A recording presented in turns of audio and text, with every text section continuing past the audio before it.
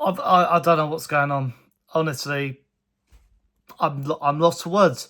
It's the same video every single time reacting to this Spurs team. You knew it. You just knew it was going to happen. It was inevitable. It's what it is now, isn't it? You just go through that game. There's moments of, somewhat attacking competence and defensive nous, but you're just waiting. And how many times has it happened against Wolves as well at home? You're waiting to concede, and it happens again in the final stages. I'm actually surprised it didn't end 3-2 to Wolves, quite frankly, because the way it was going, you were just sitting there waiting for them to, let another goal in the Premier League. Honestly, a horrendous Christmas period finally over, you could say. And next up, what have we got? Newcastle, Everton, Liverpool, Arsenal. Are we going to get points in that? Are we just got to focus on the cups now?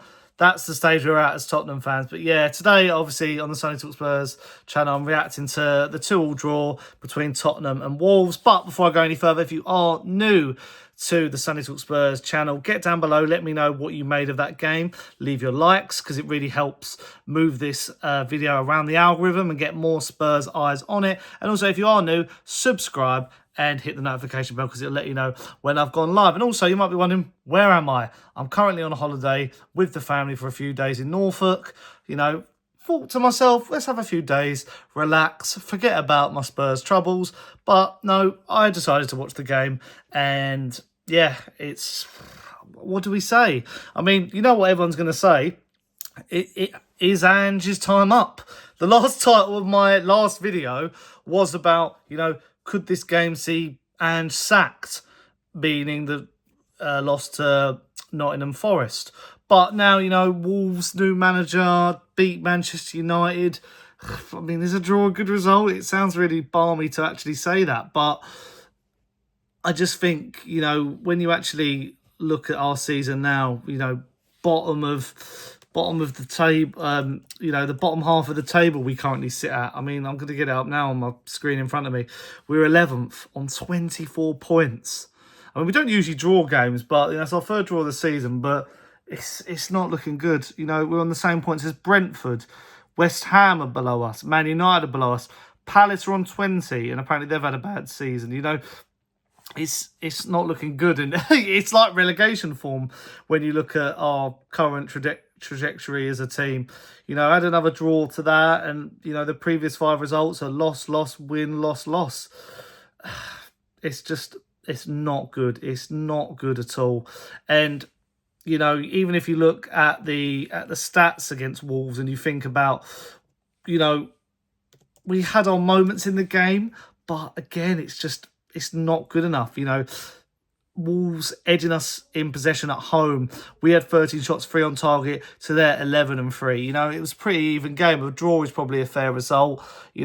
Started off poorly, as we usually do. Hwang Hee-chan scores from a free kick sort of scenario, and Wolves go ahead. We luckily bounced back. Rodrigo Bentancur scores from a corner, which you think, oh, hello, first corner goal in a while. Maybe we're in the ascendancy here. And then Brennan Johnson, made it 2-1. But just before that, actually, we get a penalty, actually, from Brennan Johnson and Son. And I think now Son's done, isn't he? It's such a shame to say it. He's just not the player he used to be.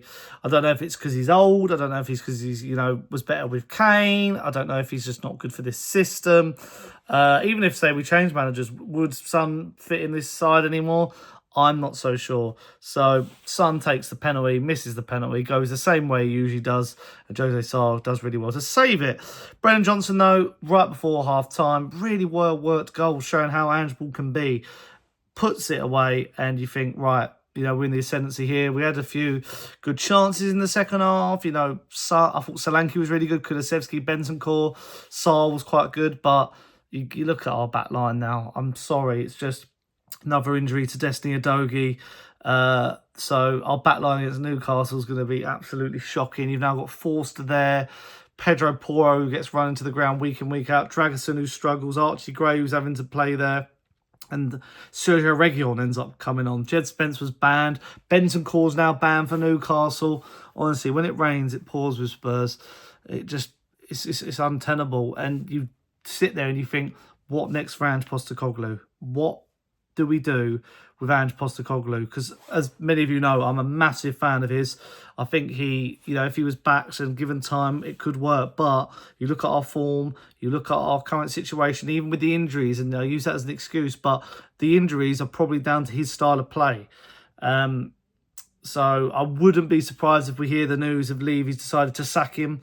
Is there a point of giving him the games of Everton and, the cup games? Everyone will say he'll be given the cup games, the Europa League, but are we going to win them?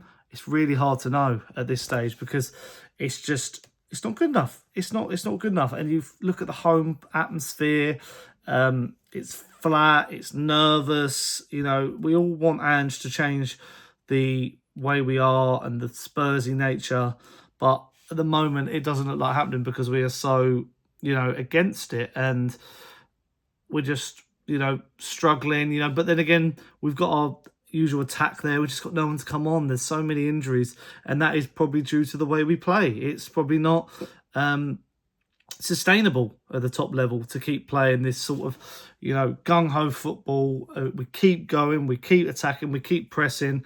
Even like you look at it now, we're not pressing as much, we're not winning the ball back, it's slow, the passing's bad.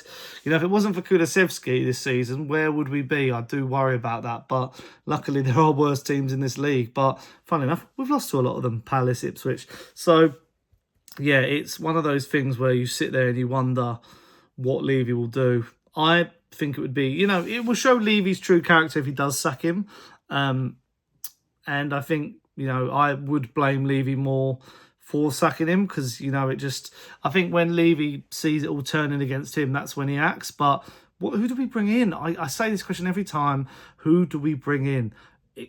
It's not just as plain and simple as go and get Iriola or Frank or whatever, because I think the same things will still happen.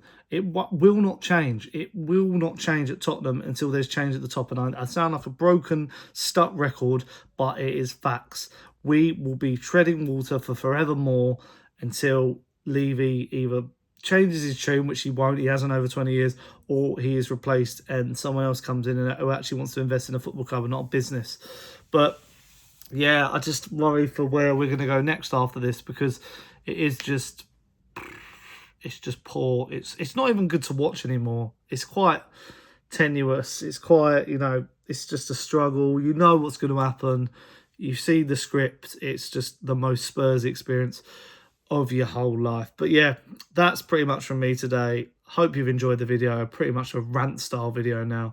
But it's just not a lot to make me smile at the moment when it comes to Spurs. But yeah, hope you've enjoyed. Hope you've enjoyed this makeshift sort of episode.